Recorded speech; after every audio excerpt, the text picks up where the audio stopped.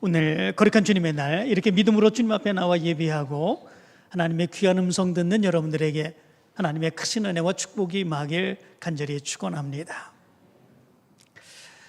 간혹 TV 오락 시간에 보게 되면 속담 맞추기 게임을 하는 그런 광경을 볼 수 있습니다.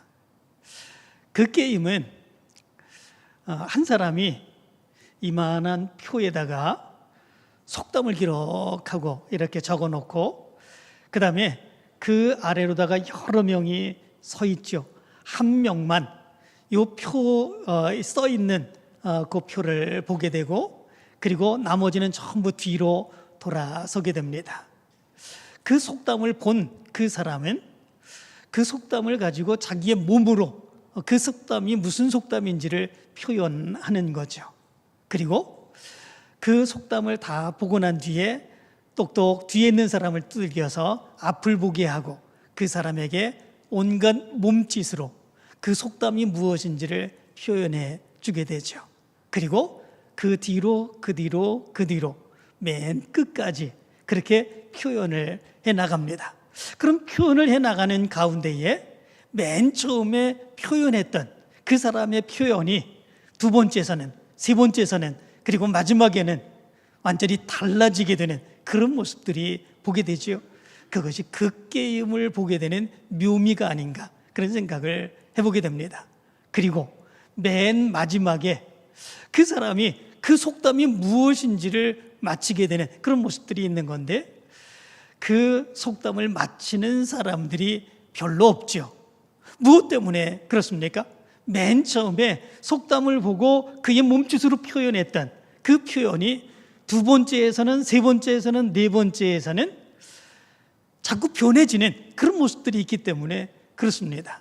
그것이 변해지고 또는 맨 처음에 그 사람이 속담을 잘못 자기의 몸으로 표현하고 그래서 결국은 맨 마지막에 가서 그것을 맞히는 사람이 제대로 맞히는 그런 모습들이 별로 없는 그런 모습들이 있는 것을 보게 됩니다. 그래서 이 게임에서 가장 중요한 것 그것이 있다면 그것이 무엇이겠습니까? 그것은 정확하게 그리고 분명하게 확실하게 그 속담을 표현하는 것 그게 가장 중요한 것이죠. 가장 분명하게 확실하게 그리고 정확하게 표현하면 거의 대부분이 아는 그런 속담들이기 때문에 맨 마지막까지 간다고 할지라도 그 속담은 거의 대부분이 맞히게 되는 그런 모습들이 있게 되죠. 그런데 이 모습을 가만히 생각을 해보면 이 모습이 마치 우리의 신앙의 모습이 다른 사람들에게 비추어질 때에 바로 그 모습과 같다 이런 생각을 해봅니다. 우리 믿음의 사람들은 하나님을 믿는 그 믿음, 예수 그리스도를 믿는 그 믿음을 다른 사람들 앞에 표현하는 그리고 표현입니다. 표본이죠. 우리가 어떻게 하나님을 믿는지 어떻게 예수 그리스도를 믿는지 우리의 믿음의 삶의 모습이 무엇인지 우리가 그리고 어떤 말을 하면서 살아가는지 이 모든 것들은 세상 사람들에게 있어서 저분이 믿는 하나님 그 하나님이 저런 하나님이구나 저분이 믿는 예수님 그분이 바로 저런 예수님이시구나 우리가 믿음의 삶을 살아간다고 할지라도 저렇게 신앙생활을 해야 되는구나 라고 하는 것들을 분명하게 보여주는 그런 모습들이 있게 되는 거죠. 우리 믿음의 사람들의 삶의 모습과 우리가 말하는 그 모든 모습들은 세상 사람들에게 믿음의 표식이 되고 표본이 되는 그런 모습들이 있게 되는 것을 보게 되죠. 그렇다면 우리가 어떻게 믿음의 삶을 살아가는지 우리가 어떤 말을 하면서 살아가는지 그 모습이 세상 사람들에게는 다 비춰지게 되는 그런 모습들이 있게 되죠. 하나님이 어떤 분인지 예수님이 어떤 분인지 믿음 생활을 어떻게 하는지 이 사람의 모습을 보면 세상 사람들이 나도 하나님을 믿을 때 예수님을 믿을 때 저렇게 믿어야지 이렇게 생각하게 되는 그런 모습들이 있게 되죠. 이런 모습을 우리가 생각해 볼 때에 우리의 신앙의 모습을 하나님의 말씀에 비추어서 얼마나 정확하게 분명하게 확실하게 내 믿음의 삶을 살아가야 되는가라고 하는 것을 우리는 분명하게 깨달을 수 있게 됩니다. 오늘 성경 말씀 가운데 보면 사도 바울이 정말 믿음의 사람 아니겠습니까? 예수 그리스도를 믿는 그 믿음의 모습을 가장 분명하게 해석하고 가장 분명하게 증거한 사람이 바로 사도 바울입니다. 그런데 그가 사역을 감당하는 가운데에 그의 모습 가운데서도 때로는 실수함의 모습이 있게 된 것을 보게 됩니다. 그 모습으로 인하여 하나님을 믿는 믿음의 모습이 정말 저런 것인가? 때로는 오해하게 만드는 그런 모습들. 그래서 사도 바울의 선교 사역의 모습이 다른 곳에서는 정말 왕성하게 하나님의 귀한 사역을 감당해 나가는 그런 모습들이 있었는데, 여기의 모습 가운데서는 크게 선교의 사역이 실패하게 되는 이런 모습들이 나타나게 되는 그 모습이 있게 된 것을 보게 됩니다. 오늘 성경 말씀 가운데 보면 사도 바울이 아레고바오 광장에서 이렇게 이야기를 합니다. 아덴 사람들아, 너희를 보니 범사에 종교심이 많도다. 내가 두루 다니며 너희가 위하는 것들을 보다가 알지 못하는 신에게라고 새긴 단도 보았으니 그런즉 너희가 알지 못하고 위하는 그것을 내가 너희에게 알게 하리라. 이렇게 이야기를 합니다. 여기 보면 아덴이라고 기록되어 있습니다. 이 아덴이라고 하는 곳은 오늘날의 아테네라고 하는 곳입니다. 고대 그리스의 수도였습니다. 그리고 헬라 문화의 중심지였었죠. 우리가 잘 아는 네 자신을 알라, 이렇게 얘기한 철학가가 있었죠. 그 사람이 누구입니까? 소크라테스. 누구나 잘 아는 그런 이름이지요. 그 소크라테스가 바로 이 아테네 출신입니다. 그리고 그의 제자 플라톤도 마찬가지로 거기가 고향이죠. 아리스토텔레스, 에피쿠로스, 제논, 이런 사람들, 아주 유명한 철학가들, 그런 철학가들의 제2의 고향이 바로 이 아테네였습니다. 이 아테네는 당시 세계 철학 그리고 문화의 중심지였습니다. 그런데 그런 아덴 사람들에게 사도 바울이 그 지역으로 가면서 그들에게 하나님의 말씀, 예수 그리스도의 말씀을 증거하게 되는 그런 모습들이 있게 됩니다. 그리고 그들에게 이야기하기를 너희가 종교심이 많도다, 이렇게 이야기를 합니다. 이 말은 신을 찾는 마음, 진리를 추구하는 마음, 깨닫고자 하는 마음, 그 마음이 정말 이 아덴 사람들에게 너무나도 많이 있다라고 하는 말을 이야기해 주고 있는 거죠. 그런데 그렇게 이야기한 이유가 무엇인가 하면 사도 바울이 이 아덴을 돌아다니다 보게 되니까 아덴에 우상이 너무나도 많이 있습니다. 그리고 신전도 너무나도 많이 있습니다. 특별히 알지 못하는 신에게라고 제사드리는 제단까지 있게 되는 그런 모습들이 있게 되었던 것이죠. 그 모습을 보면서 이 아덴 사람들이 정말로 신을 추구하고 진리를 추구하는 그런 종교심이 너무나도 많이 있구나라고 하는 것들을 깨달으며 그 아덴 사람들에게 사도 바울은 그렇게 이야기한 것이죠. 알지 못하는 신에게 이렇게 신을 섬기는 사람들이 있을 수 있겠습니까? 정말 신을 많이 섬깁니다. 이런 신도 섬기고 저런 신도 섬기는 그런 모습들이 있습니다. 그런데 혹시나 내가 신이긴 신인데 그 신을 알지 못하여 섬기지 못하는 그런 신이 있으면 어떻게 될까? 그것을 걱정하고 염려하면서 알지 못하는 신에게 라고 하는 단을 쌓아놓고 그 신을 섬기는 이런 모습들이 있는 거죠. 어느 정도의 종교심이 있으면 이 정도의 신앙의 삶을 살아가는 그런 모습들이 있겠습니까? 그런데 이렇게 알지 못하는 신에게 라고 하는 단을 쌓아놨던 그런 이유가 있었다고 그럽니다. 기원전 600년쯤에 이 아덴에 엄청난 전염병이 돌았다고 그럽니다. 그때의 지도자가 에피메니데스라고 하는 그런 지도자였었는데, 그 지도자는 생각하기를 아니 이 전염병, 이 엄청난 전염병을 어떤 신이 진노하여서 분노하여서 이 전염병을 돌게 했을까? 그것을 생각하고 그 신을 찾아서 그에게 경비하고 제사를 드려서 그 신의 분노를 누그러뜨려야 되겠다, 그렇게 생각을 했다고 그러죠. 그런데 그 신이 어떤 신인지 알 수가 없습니다. 그렇기에 이 에피메니데스는 이렇게 생각을 하죠. 양 수십 마리를 데려다가 아테네에다가 이제 놓게 되는 그런 모습들이 있게 됩니다.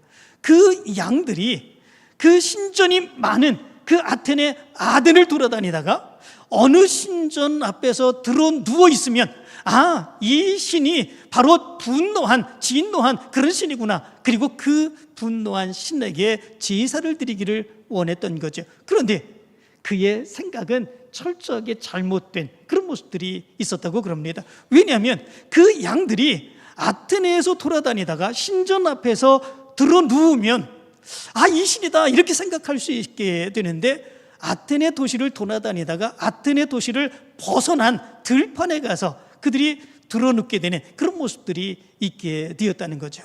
실패한 거죠. 어느 신전 앞에 이렇게 누우면 그 신이 바로 분노한 신이구나, 이렇게 생각하고 그 신에게 제사하면 되는데, 오히려 그렇지 않냐고 들판으로 가서 들판에 들어 누우니까 어떤 신인지 알 수 없게 되는 이런 모습들이 있게 되었던 거지요. 그렇기에 거기에 양들이 들어 누웠던 그 자리에다가 단을 쌓아놓고 알지 못하는 신에게 이렇게 표현을 하며 그 신을 섬기는 그런 모습들이 있었다고 그럽니다. 정말 그 종교심은 대단한 그런 모습들이 있지 않습니까? 사도 바울이 이 아덴 사람들의 이런 모습들을 보면서 오늘 성경에서 이렇게 말합니다. 내가 두루 다니며 너희가 위하는 것들을 보다가 알지 못하는 신에게라고 사긴단도 보았으니 그런즉 너희가 알지 못하고 위하는 그것을 내가 너희에게 알게 하리라, 이렇게 이야기합니다. 알지 못하는 신에게 너희가 알지 못한다고 그렇게 생각하면서 혹시 그 신이 분노하여서 또 전염병을 더 크게 내릴 수 있는 이런 모습들이 있을까 두려워하면서 그 신을 섬겼는데, 그 알지 못하는 신이 어떤 신인지 내가 너희에게 알게 해주겠다, 사도 바울은 그렇게 얘기합니다. 그리고 24절부터 31절까지 사도 바울이 믿는 하나님 그리고 예수 그리스도에 대해서 분명하게 증거합니다. 하나님은 천지를 만드신 하나님이시고 천지를 주재하신 그 하나님이시다. 그 하나님이 이 세상의 모든 것들을 주관하시며 예수 그리스도를 보내시고 우리를 위해서 죽으시고 부활하신 바로 그분이시다. 그리고 이제 너희가 회개하고 하나님을 믿고 예수 그리스도를 믿어야 된다, 그것을 말씀해 주고 있는 것을 보게 됩니다.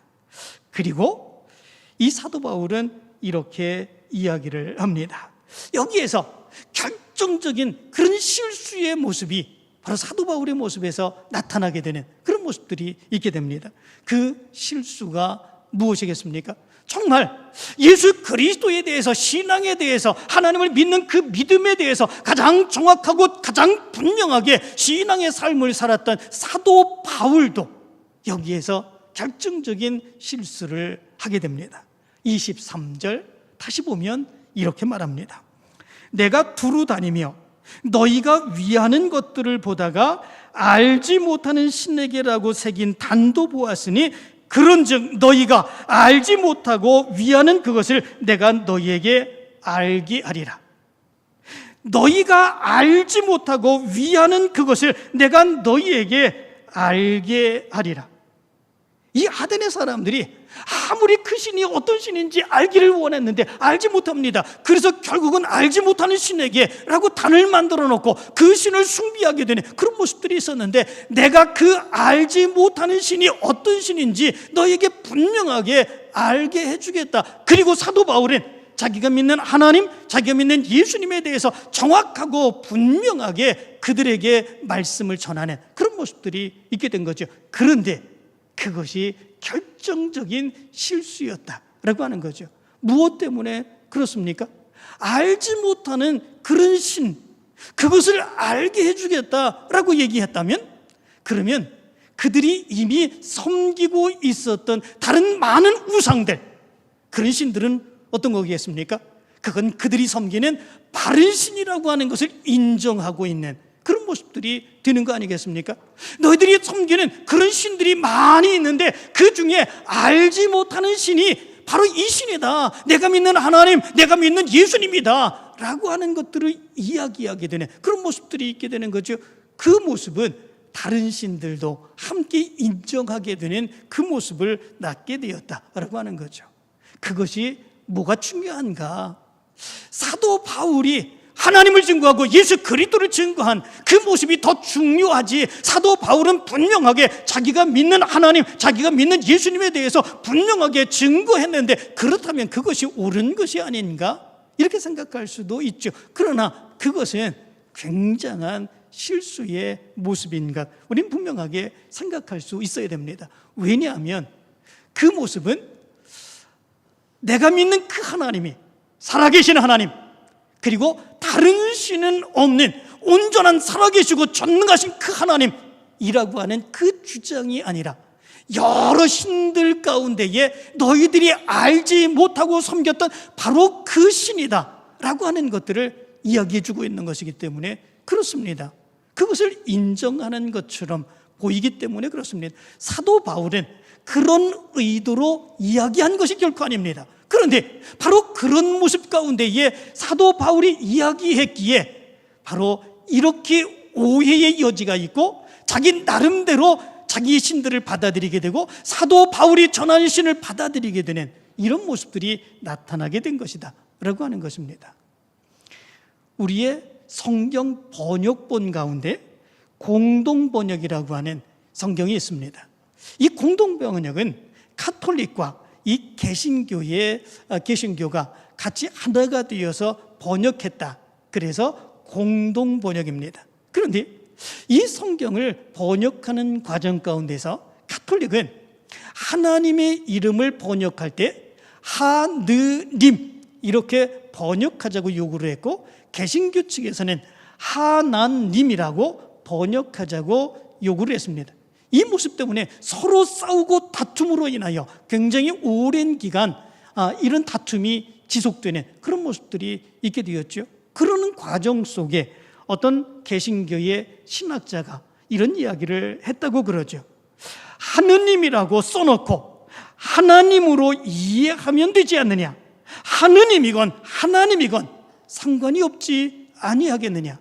이렇게 얘기를 했다고 그럽니다. 하느님이라고 써놓고 우리가 믿는 하나님, 살아계신 하나님, 한 분이신 하나님, 그 하나님으로 우리가 이해하고 받아들이면 되지 않겠느냐라고 이야기했다는 거죠. 그게 무엇이 중요하느냐? 단어가 중요한 것이 아니다 라고 주장을 한 거죠. 그것이 받아들여지게 되어서 결국 공동번역에서는 하나님이 아니라 하느님이라고 이렇게 번역을 하게 되는 그런 모습들이 있게 되었다는 것이죠.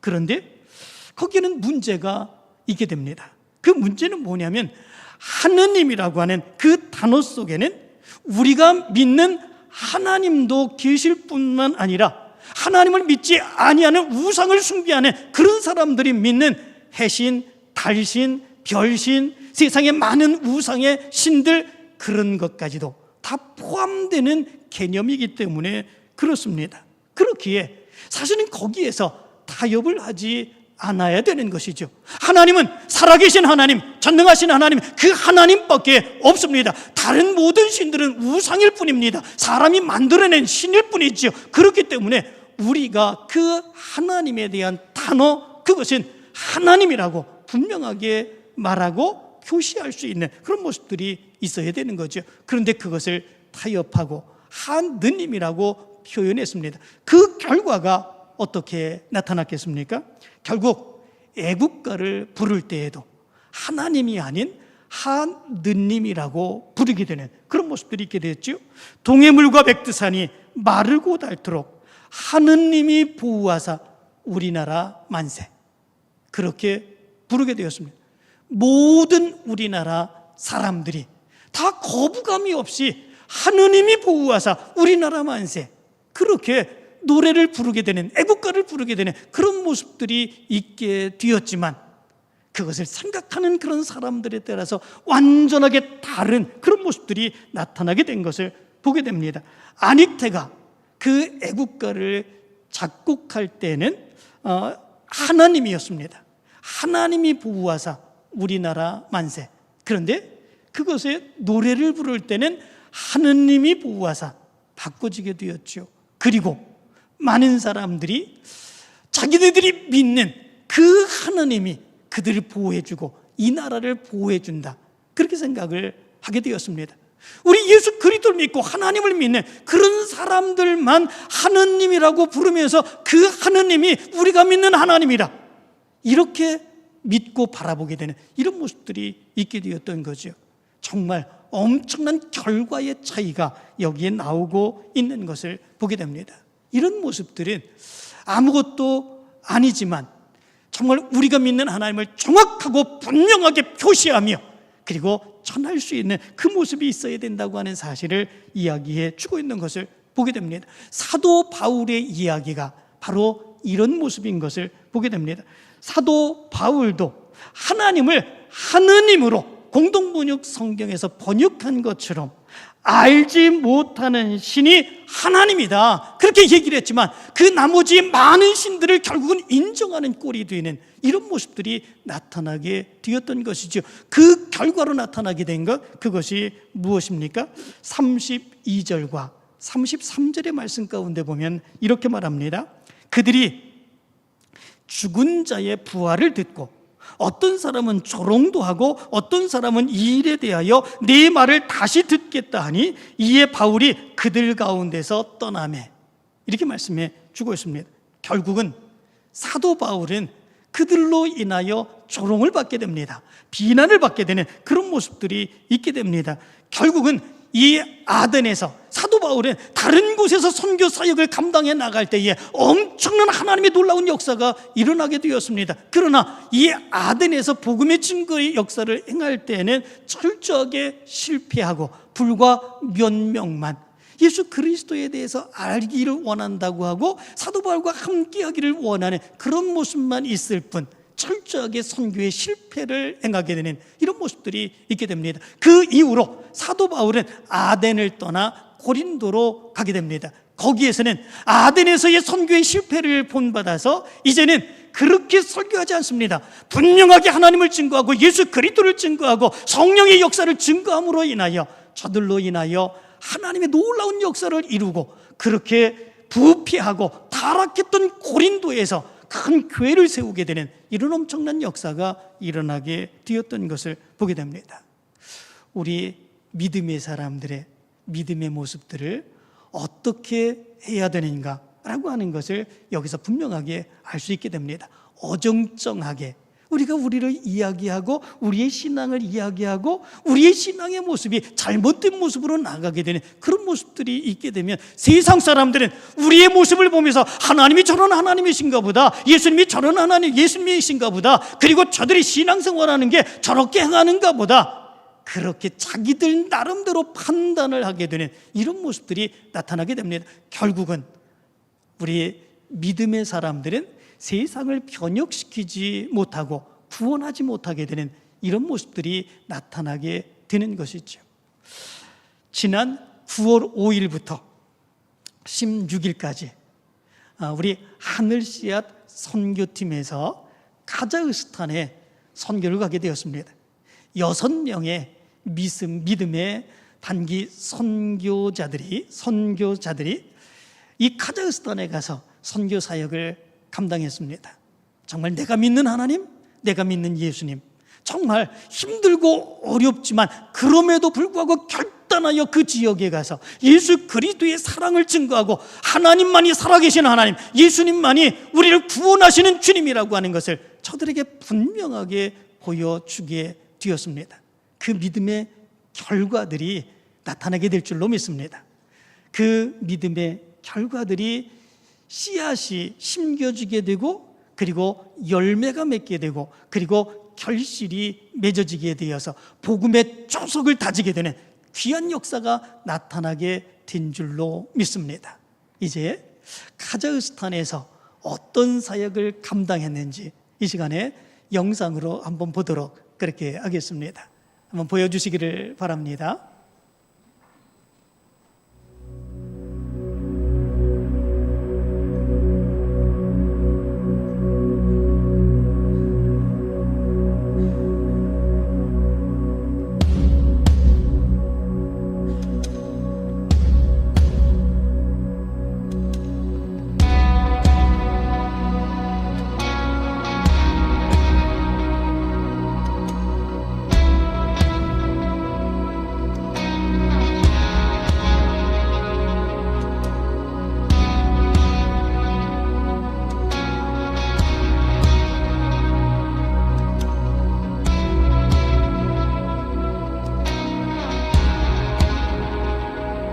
우리 주 하나님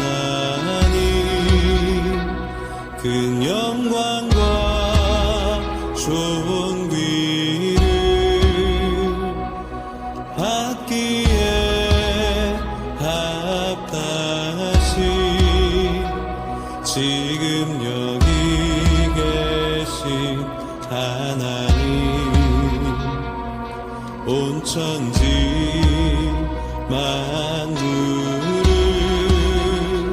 지으시고 다스리는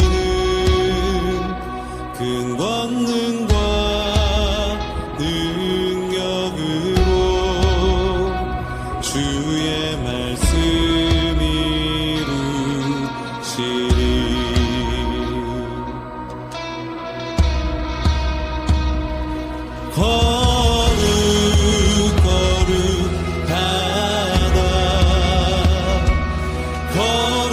거룩하다 주 하나님 곧 전능하신 이여 하나님 나라임 하네.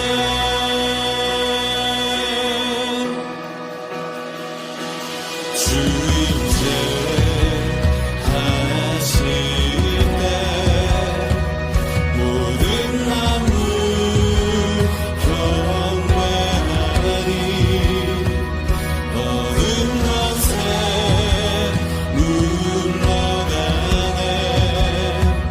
오셔서 다스리소서.